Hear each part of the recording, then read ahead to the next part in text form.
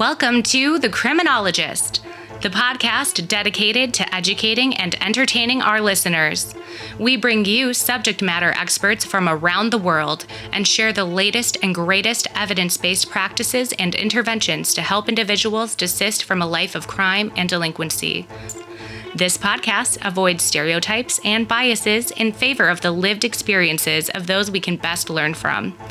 Now, please welcome the host of The Criminologist, Joseph Arvidsson. Hello, and welcome to episode 128 of The Criminologist podcast. Happy to have you all with us today. I am back from Barcelona, where I had the time of my life once again training at the International Training School on Core Correctional Skills.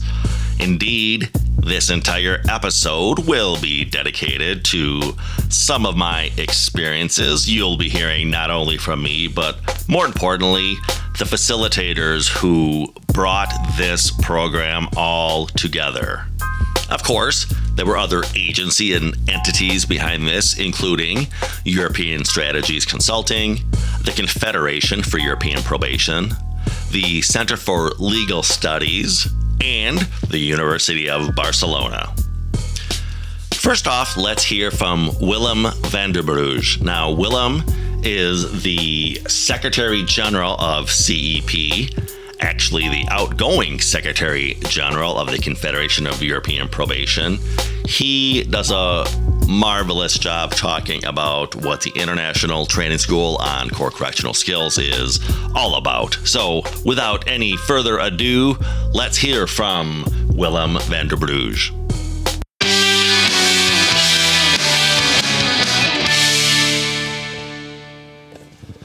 I'm here at the International Training School on Core Correctional Skills with Willem Vanderbrugge, who is going to talk about the importance of collaboration and growth together and bringing various entities together. So why don't we kick it off with that very question? Some of your reflections. As you know, this is our second annual International Training School. We're kicking off the second week here.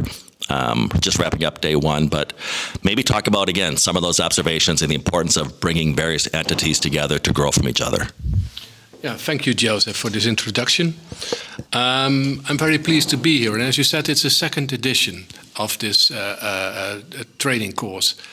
And as CEP, my organization, the Confederation of European Probation, we think education and training is very, very important. It's one of our priorities to bring people together from various jurisdictions and to talk about, let's say, basic skills that we need as probation professionals. And definitely we need to train them. As I said before, it's a lifelong learning.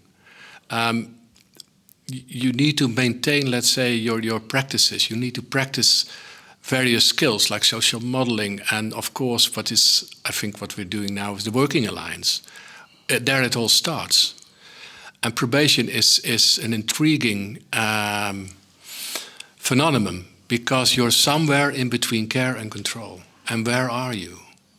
I think that's so important that professionals know that they have to deal with that and to balance where they are, and also what is their professional distance from what we do, because you need to take that into account too. We're not talking to friends, we're talking to probationers. And so training is very, very important. So I think this second edition is more or less a confirmation that we do it right. What are some trends you've seen over the years in the vocation itself? You mentioned how, for example, we're always endeavoring to strike that balance between care and control. Do you see us moving the needle, as we say, and striking more of that balance particularly for the newer officers who are coming in? They're bringing a different mindset, perhaps, than those in the past who saw more of that officer role? Oh, that's a very nice question. From my experience, probation comes in waves. Every generation, something changes. When I started as a professional, That was in the mid-70s. It was quite a different area. You couldn't sometimes see the difference between the probationers and the probation officers at that time. It was the hippie time, as we said. So lots have changed. And then you see all kinds of reactions on that. I was trained during the radical social work time, which is quite different from now, of course. And I've seen changes in many jurisdictions in Western Europe. Probation was based on social work. And gradually you saw, let's say, changes coming. And by the end of the 90s, it became probation. And you saw also the universities changing their training courses from social work to criminal justice social work, which is quite a different. And what I see now, especially in Western Europe, is something else. I think let's say the new generation of probation staff, they're much better prepared for their task than I was when I came in. But sometimes I think it's too instrumental. They know how to write a pre-sentence report. They know what a community measure is. They know what supervision entails. But their discretion between, let's say, what I already said, the balance between care and control, I think that can be better. Yeah. And then there is, of course, if I may continue, a huge difference with former Eastern European countries. Here in Western Europe, we have a long tradition of probation. The Netherlands, 200 years. Ireland, I think, is from 1907. And the UK too, but it already started much earlier. Also in France and in Belgium. After the Second World War, it started in Austria and also in Germany, I think. And then we had, of course, after here in Spain, where we are now, after Franco. But there, it started after the fall of the Berlin Wall. So, let's say, some 30 years ago, which meant that, let's say, the more experienced probation agencies now are in the Czech Republic, Latvia, they're more, and Romania, more or less 20 years old. But also, for instance, Montenegro started recently. I met the whole probation staff there, which is, of course, fantastic, but 8 people. Yeah, but you have to start somewhere. Mm-hmm. And they're doing quite good. So there's a huge difference. Also in training, in Western Europe, it's still based on social work. In countries like Latvia, or let's say the Baltic states, and former Eastern European countries, probation officers are educated in academic trainings like social work, psychology, criminology, law, things like that. That's quite a difference, of course. So we can learn from each other. Mm-hmm. As far as future trends, for example, we spoke briefly about cybersecurity, things like that. Do you see a changing landscape as far as that type of thing, or again, something we don't see in North America at all is when we talk about radicalization. Do you see things on the horizon that we could maybe look forward to incorporating? Well, regarding radicalization, things are changing here, I think. In 2015, we had the attacks in Paris and in Brussels, and our world changed. It was all jihadism, and violent extremism was the courses, and the trainings were all focused on that. Also the assessment, the Vera tool, and other things. But what we see now is more right-wing extremism. Also people who doesn't trust the government anymore. We had problems with people who don't believe in COVID. That's a use, let's say, that's another crisis. And that is something, I think, a change we see in various countries in Europe nowadays happening. And I think probation has to deal with that. And regarding the course of today, I think it's even more difficult to start a working alliance with someone who not believes in, let's say, public governance like we do, or probation or whatever. So that is a challenge, I think. Well, Willem, thank you so much for your insights, and wish us well the rest of the week here at the International Training School on Core Correctional Skills. Willem Vanderbrugge from the Confederation of European Probation. Thanks so much, my friend. Okay, you're welcome.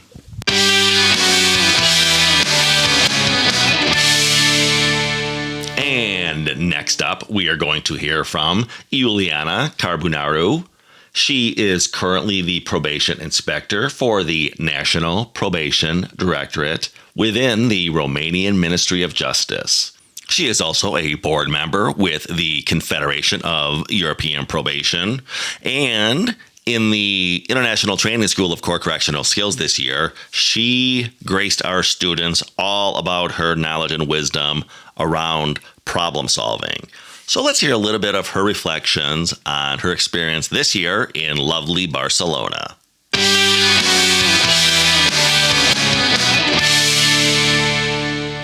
Well, hello again, Iuliana. Thank you for giving a brief synopsis of the second annual International Training School on Core Correctional Skills. Why don't we begin by, you can introduce yourself to the audience and then perhaps share some of your experiences around what you trained on this year, or anything else that is striking you about this second iteration of this fantastic training school. Hi, Joe, and thank you for having me. Happy to be together again in Barcelona for this second edition of International Training School, organized jointly by us, the Confederation of European Probation, together with European Strategist Consulting, with the University of Barcelona, and very nicely hosted here by the Center for Legal Studies. We are grateful for our hosts for hosting us for the second time. Yes, I'm Iuliana Carbunaru. I'm coming from Romanian Probation Service, but I'm here in my capacity of CEP board member, because I have, as you know, several hats. But today I'm wearing my both my CEP hat and my hat as a probation inspector in the Romanian Probation Service, where I'm working since, oh my gosh, it's too long, since 2000. Yeah, I'm working for the Romanian Probation Service. So this year, I guess I marked 22nd years. So my 22nd year in probation service from Romania. So happy to be here again. About this week, well, I was privileged to meet again a brilliant group of professionals from around Europe, and we had representatives from, if we are coming from north to south, we have Finland, we have Sweden, we have the Baltic, we have Estonia, we have Netherlands, we have Germany, Belgium, of course Catalonia representatives from here, Croatia, and I hope I didn't miss any other jurisdiction, but a nice mixture of professionals with different levels of background and education related to core correctional skills. But however, you must be here to feel the energy of this room. Absolutely amazing, the level of participation and engagement. And this wonderful energy we have here in this room is also because of the dynamic of this training, and having you, a very nice mixture of a team of trainers. So you are here from United States. We have Ioan, our facilitator of the training school, and we had our guest speaker, Professor Fergus McNeill from Scotland, and Professor Joe Clark on resilience, because this year was and still is about resilience and doing our job in a different context after the pandemic. And so you talked about problem solving this year, and I love the approach you took in really distilling that down. I think too often when we train these core correctional skills, we make the mistake of getting too technical and too rigid. So maybe talk about that philosophy you brought to problem solving to, like I said, distill it down and make it relatable for folks that they could apply with their clients right away. Well, problem solving, it is an easy but not so easy subject as well. And what we did this year, and in comparison also with last year, we try to apply the knowledge and the theory we know about problem solving to the reality of the probation life. And this is what we did also this year. All of us, we are aware that we are delivering these sections of International Training School based on the book of Professor Durnsecu, Core Correctional Skills, the training kit. So we are mainly following the structure of the book. But what we did yesterday during my presentation on problem solving was to bring some theory to the participants, but also to practice together with them some roles and some examples in order to better integrate them into their practical life with the people we are working with. And I consider a problem solver myself, and I love this team. And again, the energy around here, around the room, it was absolutely amazing in trying to understand all the concepts and bring the knowledge back home around problem solving. So looking forward to see the feedback from the participants at the end of this week. Speaking of looking forward, I know you just got back from Ottawa, where you presented at the World Congress. You're now gracing us with your presence this week. What is on the horizon for Iuliana Carbunaru? What's next on your journey?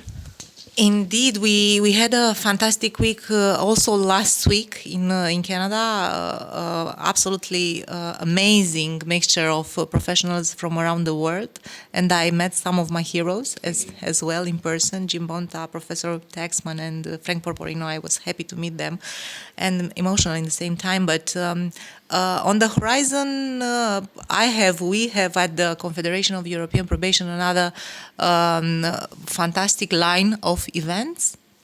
In 2 weeks' time, we will meet again in beautiful city of Dubrovnik in Croatia to vote for our General Assembly.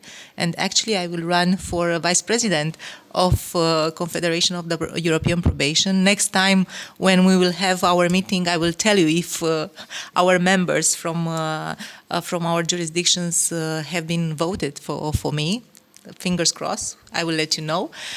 So this is on our agenda, but also the conference on ethics and gender balance, and this will be again a fantastic topic for us at the CEP. And as a host myself, in November will be the working group on interagency cooperation. So those of you who are interested to attend, the registration will open soon. We have an amazing lineup of speakers from across Europe. So looking forward to have you in Bucharest at the end of November. So this is pretty much until the end of the year, I guess. Well, good luck on your pending vice presidency. It's always a pleasure when our paths cross. I'm blessed to have you in my life. Until next time, Iuliana, thank you so much. Thank you.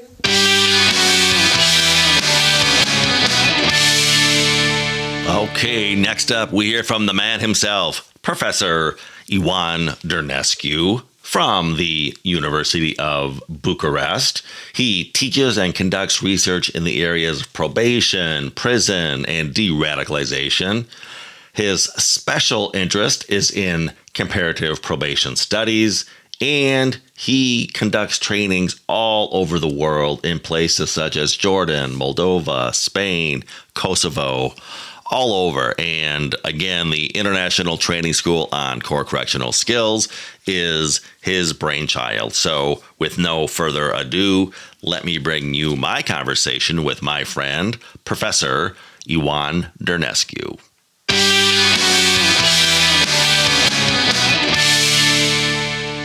Joined now by Professor Ioan Durnsecu from the University of Bucharest. The International Training School on Core Correctional Skills is his brainchild. So I'm just going to ask you, this is our second iteration here in Barcelona. We just wrapped up day 4 one more day to go. What are some reflections you have on how the school went, maybe some key takeaways and some inspiring thoughts? Thank you, Joe, for this opportunity to speak to you and to your audience. It's a pleasure to be here. And thank you for coming and helping us with the International Training School. My first thoughts are very diverse and many, to be honest. It's been a very busy week. We all learn quite a lot from each other. But I think what is most striking is that although we are all part of Europe, one way or another, the cultural differences sometimes are so important that really impact on the way we work with our clients, with people in conflict with the law. Issues around self-disclosure or empathy and how to build up a working alliance and so on are seriously impacted by the cultural differences. And I think we need to find ways to accommodate that in our work and learn from each other quite a lot. So that's the most striking thing, I think, for the first 4 days. We were honored to have Fergus McNeil as our keynote speaker. I was just thrilled to have him talk about some of the emerging desistance approaches. Maybe talk about that marriage between core correctional skills, that risk, need, responsivity framework that a lot of practitioners may be familiar with, and perhaps what you see moving forward with, again, those emerging desistance models. Yeah, this is a very important question because this is, as you know, this is something that we focused and we stressed quite often during the training. We are talking about core correctional skills here, but we made it clear that they are not all about our work. There is a lot more that we do in our daily work around social capital, around relationship building, around accessing pro-social opportunities, around working with families, communities, and so on. So they are just basic skills, basic practices that we can use. But of course, we need to complement those with other interventions and other kind of activities that are really, really relevant for our clients. So yeah, our focus is quite broad, I would say. It's not only on R&R or on what works, but we also look at desistance. We also look at good lives model and other positive psychology models that we can really use on a daily basis in our work. So yeah, integration and diversity are really, really important also when it comes to theoretical models that we employ. Thank you. You mentioned what works. I'm confident many of our listeners and practitioners are aware of that expression. We look at what works, what works, what works. Maybe it was Fergus, maybe it was one of the other brilliant facilitators that you lined up for us this week, but somebody mentioned, well, we need to start looking at who works and shifting it away from, as I would call it at least, the nuts and bolts of what works and really focus on who works. I know you're starting to look at some of that stuff around delivering group dynamics. Do you see that as maybe an opportunity for young, energetic practitioners to dive into the who and the process of change? Yeah, absolutely. It's a whole line of research in criminology now, focusing on who works, as you know. We noted that it's not enough to focus on the content of interventions, but also on the way we deliver and who delivers them. So we have quite a lot of research done by Peter Rayner, Guy Bougon, Surex in England, and so on, Chris Trotter as well, demonstrating that actually the skills that people employ can really make a difference in terms of reducing reoffending and supporting desistance. So yeah, who works is really important, and what we do here at the International Training School on Core Correctional Skills is partly that, trying to develop the right skills, the evidence-based skills that can really support our colleagues to work better in their office, in their communities as well, with their clients. So yeah, who works is really an important line of research and practice as well. Thank you. the International Training School on Core Correctional Skills is based on your outstanding book on core correctional skills. I believe it was just translated into Spanish, but for people listening who perhaps won't have the opportunity to travel to one of your international training schools or see this content delivered in person, how can listeners get access to your book, your training kit on core correctional skills? Marketing time. The book was translated in several languages. I'm very happy to say that it was translated already in Romanian, in Portuguese, in Slovenian. It is about to be translated in French and so on. So it's really an exciting time for me as an author, as a writer. The book is available on the website correctionalskills.eu. But in English can be also available on Amazon. So if you are interested, please go there and see, check it out, and if you like it, order it. Why not? Thank you. And I know the school's a big endeavor for you. We're on day 4 of 5. We'll graduate tomorrow. What's on the horizon for Professor Durnsecu looking into the future? Do you have some milestones or some projects coming up that you'd like to share? Wow, yeah, we have quite a lot of projects to go, but related to this international training school on core correctional skills, I think what looks very promising and very very exciting for me at least is to organize some kind of international training school on core correctional skills for leaders, those who are actually in our offices helping us every day, supporting us, giving us feedback and motivating us and so on. They also need to know about this model and how they can really make it work in our organizations. So international training school on core correctional skills for leaders. It's a new plan that we want to develop for next year. Let's see how it goes. To be honest, it was not even our idea. It was the idea of some managers that we met last week in the World Congress on Probation.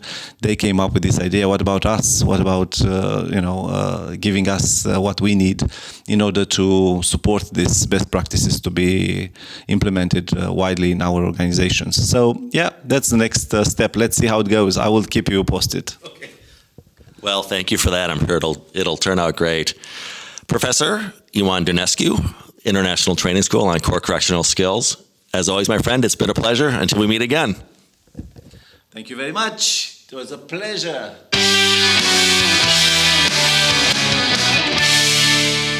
And next up, we are going to hear from another facilitator at this year's International Training School on Core Correctional Skills. Anna Esquerra Roqueta came in and talked to us all about pro-social modeling.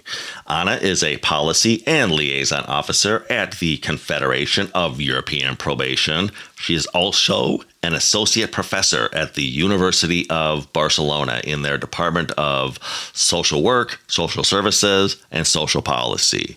I really enjoyed meeting Anna this year. She really added a lot to the experience for all of the students. Please enjoy my conversation with Anna Esquerra Roqueta.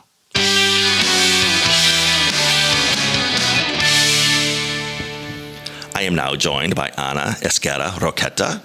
She was another brilliant trainer here at the International Training School on Core Correctional Skills. So Anna, I'm going to let you introduce yourself to the audience and then just talk about some of your reflections, some of your observations about this great week of professional training that we've had here in Barcelona. Well, hello everybody. As Joe said, my name is Anna Esquerra Roqueta. I'm from Barcelona. I'm CP Policy and Liaison Officer, but I also work at the Catalan Ministry of Justice, and I'm associate teacher at the University of Barcelona. My role here at the Core Correctional Skills training course is a teacher. I teach on pro-social modeling, and I have to say that it has been an amazing week. Why it has been an amazing week? Because it has been an excellent combination between contents, learning, and also, if I can say so, pleasure. content because we had amazing expert speakers. We had Fergus McNeil. We also had an excellent expert speaker, Joe Clark. We also have, of course, Joe Arbison. We also had Iuliana. We also had Fergus, and we also had Laura Negreiro. So it has been an incredible week of learning, but learning not only from a theoretical perspective, also learning from a very practical perspective. We actually the day sessions were divided in different parts. We had the first part where we had more, let's say, theoretical perspective, and then a second part where we could enjoy and practice in video labs. What it means that we were doing role plays, recorded, and then we could get feedback from our colleagues. And this was a unique experience, a unique way to learn. So I really learned a lot myself, and it has been really, really, really great. So I would really recommend it for next year. You mentioned your role with CEP, the Confederation of European Probation. For the American listeners, we have a professional association known as the American Probation and Parole Association. But I would love you to talk more about the role that CEP does here in really bringing those diverse perspectives together from all those different nations and the role that you have with that outstanding organization. Yes, thank you. Well, actually, the Confederation of European Probation is a network organization that was created 40 years ago in Europe.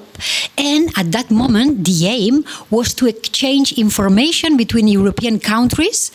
At that moment, the aim was to exchange information on foreign nationals, how different countries, jurisdictions dealt with foreign nationals. But this changed because different jurisdictions saw that it was super interesting for them to exchange more information on different contents, exchange information on daily practice of probation officers, on how they deal with mental health problems, on how they'll deal with sex offenders, and more and more and more. And the role of CP here is to bring together different professionals, different probation officers, medium managers, high-level managers, to bring them together and to exchange, to network, to learn from each other, to understand that the work, for example, that it's doing a probation officer in Finland can be more or less the same than the one that is doing in Barcelona, but with a different perspective. And this is really, really powerful when these professionals have the opportunity to meet and really exchange in person. Yes, and I've witnessed that myself here, just learning from the diverse group of students we have who are bringing not just their subject matter expertise, but as you said, that unique lens so that we can all learn together. Anna, this is my second time in Barcelona. It's a lovely city. You've been a lovely host, and I look forward to our paths crossing again. Thank you so much. Thank you so much. You are more than welcome in Barcelona when you wish, and also I'm sure that we will be collaborating for the next edition, but also together in CEP. I'm looking forward to it. Bye-bye.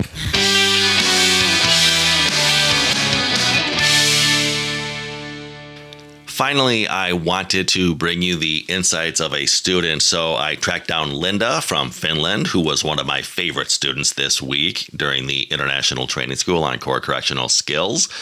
Excuse the ambient background noise. This was just around graduation time, so you'll hear other students milling about, but please enjoy my brief conversation with Linda, who was willing to give us a little bit of her insights.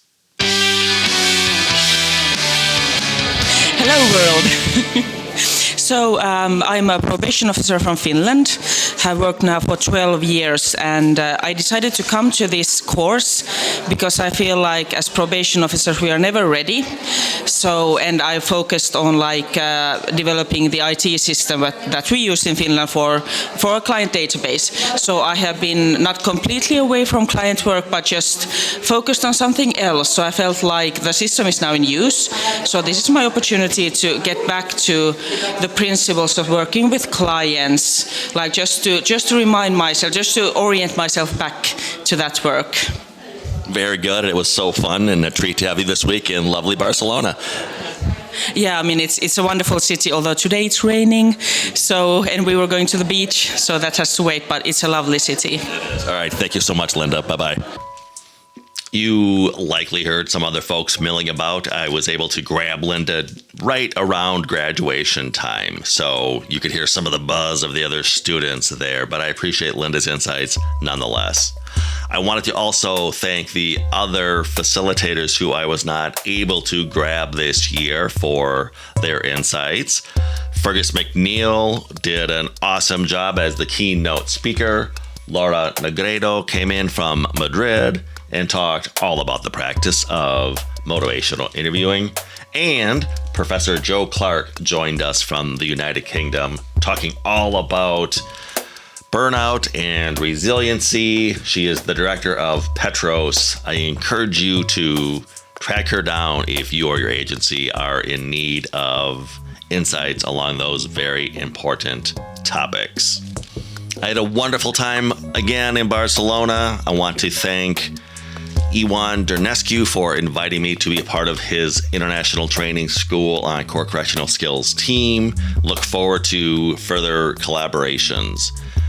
We will be back next week with a fresh episode. In the meantime, you may contact the show or reach out to us through our website, theparagongroup.llc.com, for training or presentations as to core correctional skills, implementation, or, of course, the topic of desistance from crime. If you have questions or comments as to this podcast, feel free to contact the show via our email at thecriminologistpodcast@gmail.com. That's thecriminologistpodcast@gmail.com. Remember to follow us through our Facebook and Instagram pages at The Criminologist Podcast. New fun images are being added all the time to those feeds. You don't want to miss out. The Criminologist Media Group is also on Twitter. Give us a follow at Crim Media Group. That's CRIM Media Group. You may also connect with me, Joseph Arvidsson, on LinkedIn, and follow both the Criminologist Podcast and the Paragon Group through our LinkedIn pages. Hey, lastly, if you've not already done so, check out and subscribe to our YouTube channel, The Criminologist, for additional content as to the themes of this podcast. Our YouTube channel is also a fantastic resource if you want to learn more about core correctional skills. I have various playlists set up with different topics along the lines of implementation, core correctional skills, desistance from crime.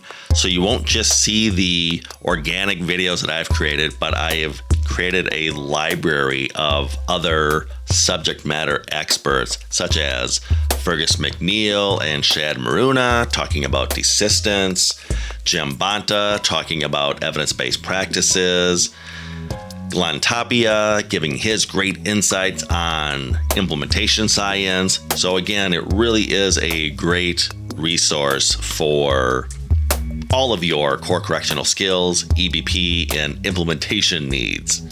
Finally, if you believe in what we're doing on the show, if you're part of the movement, please spread the word, tell a friend or a coworker or a colleague about us, ask them to subscribe to the podcast, and of course, do so yourself if you've not already done so. And always remember, folks, there's no them, there's only us.